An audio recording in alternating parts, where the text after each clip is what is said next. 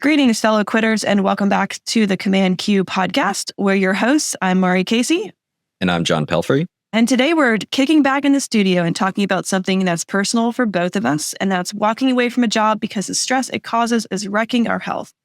Most of us have been in a position at one point or another when long hours, heavy demands, or both were bringing down our quality of life. And it's hard to recognize until you're already in it. Having lived through this ourselves, here's our collection of wisdom on the warning signs of a bad work situation and how to exit it gracefully before it takes a toll on your health. Yeah. Warm-up question here for a little bit. When it came to grades, tests, and homework, were you a nervous kid? I don't remember myself being particularly nervous about any of that stuff. Like, I probably had a few pieces of homework that were like procrastinated, and then that stressed me out. But I was never really a nervous or anxious kid when it came to getting that kind of stuff done. What about you? Yeah, I was a perfectionist a bit, especially early on. I never made a B until, I don't know, middle school at some point. And then I got one, and then that stressed me out. And then I reached a point somewhere like my junior year of high school where that was sort of my first taste of burnout, I think. I was trying to do too much and really couldn't keep up with it. I got stressed out. I was definitely a nerd. And so I hung out with a bunch of nerds. And when nerds sit around and talk in middle school and high school, they talk about their grades and their homework and how good things are and whatever. And you feel the social pressure to keep up in some ways. And then I kind of just stopped keeping up and my GPA dipped. It kind of stressed me out. But I've always been a good test taker. So tests really didn't stress me out. It was the papers and the research papers and all of that stuff. But tests actually, I learned early on how to sort of like game a test. And I was pretty good at gaming tests. Like I could find the answers to one question in the question of another one, and I could remember and stuff. So yeah, it's funny how many times you get to the end of the test and there was an answer to something earlier in a question somewhere. So I was very aware of those types of things and really good at process of elimination and cutting things out. And I would read sentences and questions for grammar, and then a lot of times the answer in multiple choice is the one where the grammar fits the best or where the sentence flows the best. Even if you didn't know it, you could kind of go like, oh, this one feels the closest. So I never got stressed out in tests, but I definitely stressed out with papers and projects. And with workload, yeah. Yeah. So we're talking about quitting the jobs that make you sick. And we've both had a little bit of experience with that. Describe or give us an idea of the situation around your employment just before you were just before you hit that point where you were sick, and then what you feel like caused that. It's been interesting because I've had two jobs in my life where I was like, okay, this is a toxic, unhealthy situation. One was like when I was still in school and I worked at a restaurant that was very high end and very stressful. And I don't know if you've ever worked in the restaurant industry, but that one in particular can be pretty toxic pretty quickly, from just the stress of having to maintain and serve people of varying levels of kindness. And no matter what, the customer is always right mentality. But then also just the toxicity of things like there's a lot of addiction in that world. There's a lot of like partying and a lot of late nights and all this kind of stuff. And so that I was like, wow, this is something I would not want to do forever. It was pretty toxic. And then I think the big one is when I was in my agency, what made it toxic, I think, for me was a combination of a lot of outside things happening and kind of butting up against the fact that it was a pretty demanding job, a lot of hours, a lot of travel where I'd be gone for like a month. And then just the general stress of the environment itself of, having to deliver campaigns for clients and do work. It's perfect for people who are competitive. And I am competitive. And so I did love that part of it. But it's like you're always kind of competing against the last person to be on top of the campaign or something like that. And so I think I played a part in also making it toxic. That environment can be toxic pretty quickly.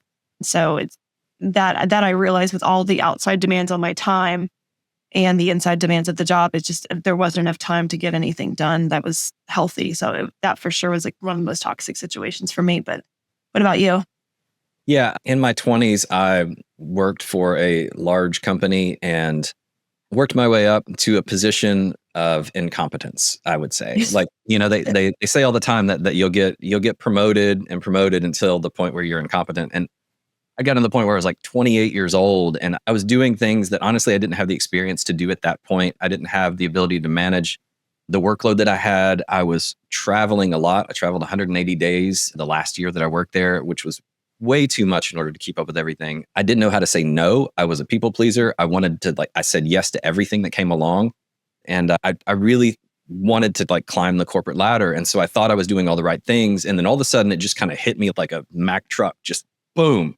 You can't say yes to everything. I did have a lot of the skills and capabilities to do the job and to do it well. But that, I brought it on myself in some ways, just by not saying no or not saying I need help. I think that was maybe the biggest one for me. The work environment was actually really good. I had great bosses all the way through. I had incredible mentors. I learned a lot, and I was in a position where I got to travel around and meet a lot of interesting people and solve a lot of really interesting problems. So all of that stuff was really, really good. I think I just didn't know. I didn't know what burnout felt like on that level. And as I started to get tired from the travel and from the work and from the pressure that I was putting on myself, that was really my first clue, I think, was the exhaustion. And I didn't know what exhaustion was at that point in my life. I think that was a really, really big part of it. And so I didn't know that I should or I could ask for help. I saw that as maybe a weakness on my part, that I wasn't able to get all the things done and to do, And I remember when I left and I told my boss at the time that I was leaving, it surprised and shocked her a lot, because she had no idea, because I never asked for help. I never said anything. And I worked remotely and I traveled all the time. And I was just like, I can't do this anymore. I'm sick. I'm this, I'm that, I'm whatever. I'll give you 90 days, but I'm quitting. And she was just like flabbergasted. What do you mean? And at that age, I just didn't have the emotional maturity to handle things ahead of time before it got to that point. And quite honestly, if I had handled it proactively like I would today, I might still be working for that company, because, I had great benefits and a great work environment and all of those things. But I kind of brought it on myself just from my own inexperience. Yeah, I think that's a great point, because first of all, a lot of the environments that become toxic don't start that way, and they're slow. They slowly build based on what's happening there, but then also what we're bringing to it, whether it's lack of self-awareness or a real desire for me, my real desire to compete and to just plow forward and just say yes to everything and just keep piling it on my own head. I think, and then also just knowing, a lot of times we start our first jobs or second jobs, it's we haven't been equipped yet with knowing when to say when, and being you don't need to say yes to everything. And so we don't have those tools yet. And so we walk ourselves into situations where we just pile ourselves into a hole. And then because we're embarrassed that we can't perform, we can't get all those things done, a lot of times our reaction is to hide from it, is to not speak up or not say anything, or to start getting toxic ourselves. Well, that person didn't come through for me here, that person didn't come through me here, and to kind of make them the bad guy, when really we should just say, I took on too many things. And it's taking ownership, which you kind of learn as you get later in life. And hopefully you learn it earlier than later. But it's a lot of times the toxic environments, it's not always completely external. And I think that's a good thing to bring up too, is we have to take responsibility for sometimes putting ourselves in an environment and kind of building it up, and then also just staying in it. It's we're not trapped there. So knowing when we need to step away from it or take ownership over it. Right. Absolutely. So how did the stress start to manifest itself for you? What were the physical, mental symptoms? Yeah, it was interesting, because it's I've been under stress before, but stress with playing sports or being in school or something was totally different, because there's an end to it, right? If there's a big game, you're stressed, it ends. There's a big semester of school, it ends, you're done. But it's with work, it's your life, and it just kind of slowly builds if you ignore it. I think for me, it started out as just not being able to sleep well. So I couldn't fall asleep even though I was exhausted, and then I couldn't stay asleep. So then I would wake up and I'd be now I'm exhausted. I'd have coffee all day because I'm trying to keep myself going, and then kind of rinse and repeat. And because I wasn't sleeping, my brain wasn't working well. I wasn't eating well. It was fostering bad habits. And so it just kind of it started with sleep, and then all the other things started to kind of add on to it. Yeah, absolutely. I think for me, a big part of it was the life on the road. You fall into a cycle. Everybody falls into a different cycle, but it's all kind of the same. You get up early to catch a plane before everybody else does. So that means you're drinking coffee at 4 a.m. or whatever to wake up, drive yourself to the airport, do all the things. You've already been awake for most of your working day by the time you get to the place and start to do the work. And so then that means more coffee.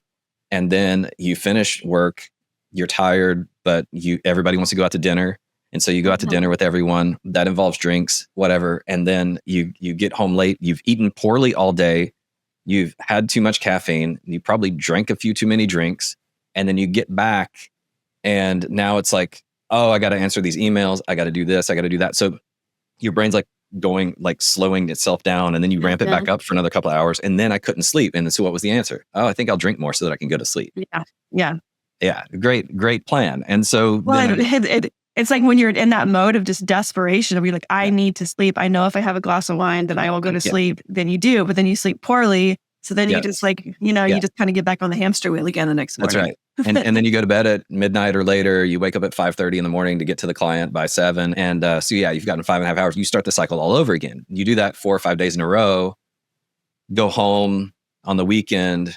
Like I would literally like go home on the weekend, crash, wash my clothes, and get back on a plane Sunday night or Monday morning. And that cycle just repeating itself over and over and over again. You enter a level of exhaustion that you're not even really aware because it kind of creeps up. At least for me, it crept up. Like it was fine. And then it started, and then I didn't know what was happening. And then I started getting very irritable.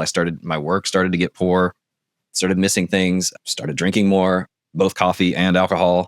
In the middle of all that too, I was gaining weight like crazy, right? Because you're doing all this and you're eating airport food and I'm gaining weight. I was like 200 pounds, which is crazy to think about now for me. And, it's just in really, really bad health and stressed out. All of that started to manifest itself, but it was in little bits at a time. And you don't realize that it's happening until all of a sudden you look at the scale and I'm like 205 and I'm wearing clothes that I'd never thought I would wear. And I can't walk up the stairs without being, out of breath. And, it was just a lot. And you're like, I'm going to do this for the next 30 years. Or and you're just like, I'm not going to make it.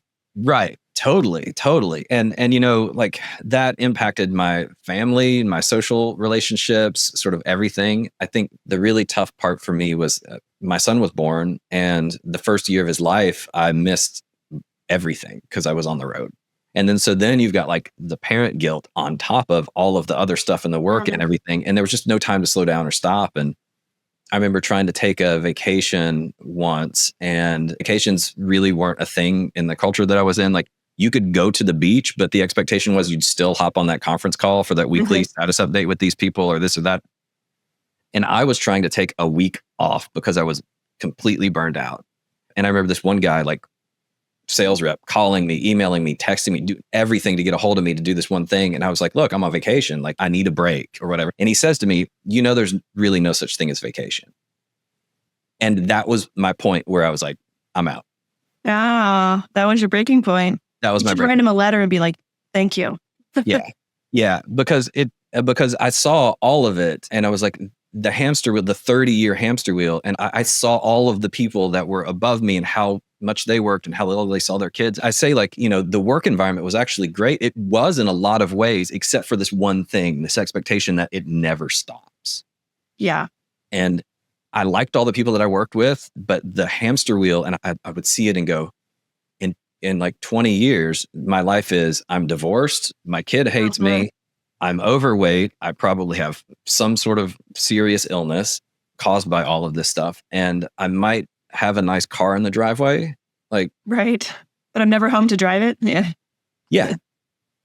And so it didn't make me like, I didn't get diagnosed with an illness. I didn't get sick, quote unquote, but I was definitely unhealthy and I was definitely drinking too much and I was definitely on the road to it, to the point where, the panic attacks started to show up and all of that, How about you? Yeah. Yeah, I think it's like it's another good thing to really put into understand at a young age. Like, notice what's happening in your body when you're doing something. Like for me, on Sunday, I would just be like I got out of the Sunday sads. Like I was at the office on Saturday. Like I've had no break, and our bodies need to turn off and break. And I started having no sleep turned into panic attacks. It's turned into kind of pseudo depression in a lot of ways, and just this like frenetic. My adrenal glands are just screaming, just like this frenetic energy between. Like I'm exhausted, but I'm also so wired. I ended up finding I had an autoimmune condition at that point, which needed a lot more balance. And I don't know if that stress triggered the autoimmune condition. I guess we'll never know. Who knows? But at that point, all of this stuff was happening. I was starting to get skin rashes and all this different stuff. I couldn't, my stomach was a mess. I couldn't eat anything and like keep it down. It was just awful. And my mom was also very sick at that point, and she had just been diagnosed with a terminal illness. And for me, my like light bulb moment where I was like, I can't do this anymore was like, I looked at their lives and they had just entered retirement. And they had just bought a trailer to like, take up the East Coast and go look at the leaves. It was like their big retirement thing. And I'm like, they're never going to get that. She's going to be sick. She'll be around for a year or two, a few more years. My dad's not well. And it was just this moment where I'm like, what am I doing to myself? And again, like the people I work for, a lot of them were great. We're still friends. The environment itself like had a lot of wonderful things to it. But I was like, I don't want to wait until I'm 60, 65 to enjoy my life. There's no guarantee that I'm going to be there for that, And so I quit, and it was really, really hard because I had so much identity in the work that I did. And you and I are both raised in a way where it's like work is important, and you stick with it and you drive. And so leaving that environment, I felt a sense of relief because I was like, okay, now I can breathe again. But I also felt like, what am I now? Like, I'm not Maari, the fill in the blank worker. I'm just Maari, and is that okay? And so that was a tough place to like the moment after quitting. And I felt myself trying to convince everybody who was still working there, like, I'm fine, I'm doing great, I'm doing this, I'm doing this, I'm doing this. And I was like, why am I trying so hard to like convince them that I'm okay? It took me a long time to get past that. So it wasn't like instant relief for you. It was more like a long process.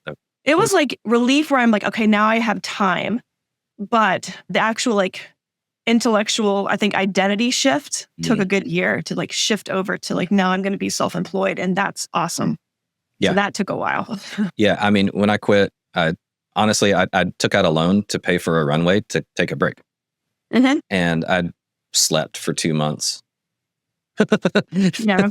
know, and I just like did nothing. And I was physically incapable of really doing much of anything. And it took me a while to get my energy back and to reset my priorities and all of that. It was really, really hard. I felt a little bit of a weight off my shoulders in a lot of ways on that last day, but the physical and mental recovery part took a long, long time. And so it was challenging, but it was what had to happen. I think, in hindsight, looking back on it, asking for help, maybe talking to my manager at the time when that guy was putting pressure on me to be on a call and just being like, hey, can you take this call instead of me because I'm on vacation? Like, she totally would have done that.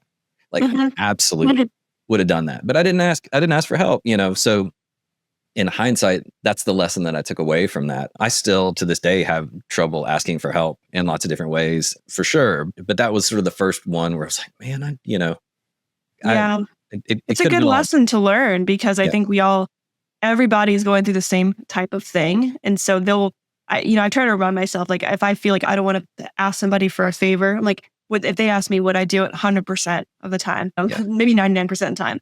I would, if it's a reciprocal thing. And so I think by asking for help of someone else, you're also giving them permission to ask for help when they need it. So I think it's important. I've learned that as I've gotten older. It's like, if I never ask for help, then they're afraid to ask me for help. And so I have to try to remember that. I do think that one thing you said that it's a good red flag to pay attention to in your work environment, because I had the same situation where I was like, oh, all of my bosses never see their kids. Like, maybe they're participating in bad habits and things like that, and they're traveling all the time and they're in a stressful environment. Some of them are unhealthy. Some of them are, overweight or not. But I'm like, this is what I have to look forward to. Like, this is my goal in my career ladder. And I mean, while some of them were like great and managing, while some of them were not. And I'm like, I'm not willing to make that trade. And so I think that's a good red flag to pay attention to in your work environment. If you notice that people who are over you and like you'll eventually replace them are living unhealthy, unhappy lives that you would never want to be in, that's a good red flag to pay attention to, like, if you're in the right environment. Yep. Yeah, absolutely. Absolutely. Some situations start off great and then they change into something that's not so great. What are some strategies that we can employ for quitting a job that's making you sick without burning too many bridges? Yeah, we talked about this before in previous podcasts. Sometimes our tendency is to, like, I call it like the evil stepmother situation where it's like, well, they did this and they did this, so I'm out because I'm being victimized. And it's like, that's never a healthy way, because you are always participating in the situation you put yourself in. So pay attention to that. I think you brought up a good point if you can speak up early and say, I'm not feeling great about this situation because of these reasons, like my workload is too much, I'm traveling too much, my hours are flowing, whatever it is, and get it to change for you. If you want to stay there, I would say doing that early is the key. And it's hard. It's hard to do. Sometimes it won't work out, and then you can know it's an easy break. But I think you can also help set the table for people who are coming after you by speaking up before. I think as far as like not burning bridges, just being honest and being like, this has been a great opportunity. I've enjoyed these however many years, but I've decided it's time to move on for me for these reasons. I need more work-life balance. I don't want to travel as much. And this position is a travel position. It's not emotional. It's just like, I don't want to travel, a third of the year. This job requires a third of the year travel. So I think trying to approach it from a non-emotional standpoint when you're going in and having those conversations, and then saying like, I'd love to help refer you somebody in here, or, tell them the things that have worked out, tell them the things that have not for you. And I think that's like, it's always better than like, I say, like pushing over the lobster tank or like throwing your computer out the window. Yeah, absolutely. I think also, when you start to have those types of visions, like I'm going to quit in a blaze of glory sort of stuff. That is definitely a warning sign too, that you need to ask for help, or maybe go to your boss and say like, look, these are the things I really like about my job. These are the things that are causing me a lot of stress and pain. Is there a way that we can focus on the things I really like and reduce the things that are causing the stress and pain, and either reduce them or shift them to another person who really likes to do that stuff? One of the amazing things about working at a company is that there are a lot of people that love the things that you don't like to do. There are a lot of people that hate the things that you love to do. And so, sometimes it's just about asking. And the part about the burning bridges, I think we've covered that a lot. But to me, the biggest thing is to quit with grace, and don't blame it on anyone. It is a combination of factors that happen, and you can feel like it's this thing or that thing or whatever. But, it's a combination of you and the job and whether it's working for you or not. It's not, no one is, there are very few places out there in the world. And I'm not going to say that this never happens, but very few places in the world where people want you to fail at your job when they are also working alongside of you. Because it's silly. If you're good at your job, then the company makes more money, then everybody gets paid more money. Like if everybody's better, then it works better. So there's very few places where, it's that level of cutthroat, So just trust that and trust people. Yeah. I don't have a whole lot else to say about this topic, honestly. I think I think that's great. And I think it's also like, you leave that job because it doesn't fit you. It could fit the next person who's stepping in line. So I always think we always feel like we're like the last person that could push the button every day. And it's like, I don't want to push the button every day, but if I leave, the button's not going to get pushed. And it's like, no, this guy's going to slide in here and he's going to love pushing that button every day. So it's like, by you exiting and finding your next best thing, you're going to open up the door for someone else to enjoy, hopefully the job that you are doing. Yeah, absolutely. Well, that's all we've got for today. If this episode struck a chord with you, or you feel like you have been in a similar situation, we would love to hear from you. Visit us at weareuncompany.com/CommandQ podcast, or you can go to commandqpodcast.com to learn more about our community and all of the things that we have planned for our proud quitters out there. Check our episode library, our Spotify, our Apple Podcasts. Go back and listen to some of our older things. We've covered a few of these topics before in the past in a little bit more detail. So if you're really interested in things like how to quit gracefully, we've got a podcast on that already as well. So until next time, I'm John. And I'm Maari. And we're reminding you that quitters can win and winners can quit.